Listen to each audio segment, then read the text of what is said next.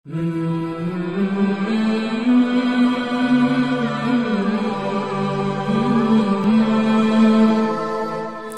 Number 2، نبی کریم صلی اللہ علیہ وسلم نے فرمایا، صحیح مسلم حدیث نمبر 7400، فساد کے زمانے میں عبادت کرنا میری طرف ہجرت کرنے کے برابر ہے، مطلب سمجھا دیں۔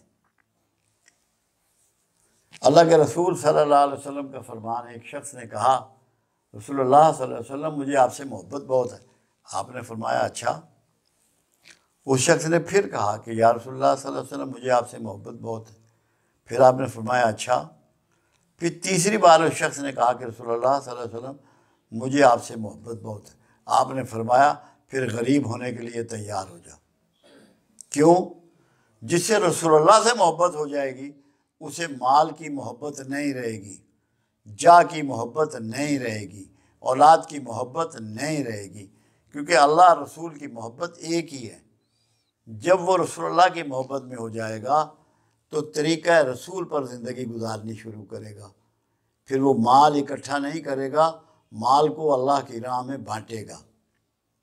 پھر راتوں کو جاگے گا، کم کھائے گا، کم سوئے گا، کم بولے گا، ٹور کے چکر میں نہیں رہے گا۔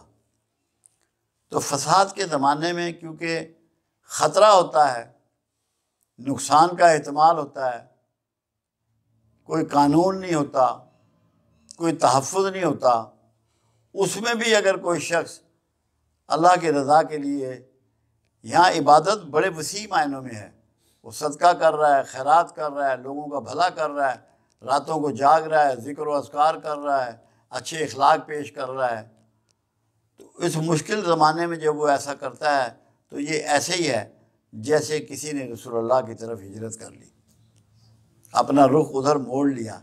کیونکہ جو لوگ رسول اللہ کے پیچھے ہجرت کر کے گئے وہ کتنے خطرے میں تھے، کتنے نقصانات اٹھائے، کتنی پریشانیاں ان کو دیکھنی پڑیں۔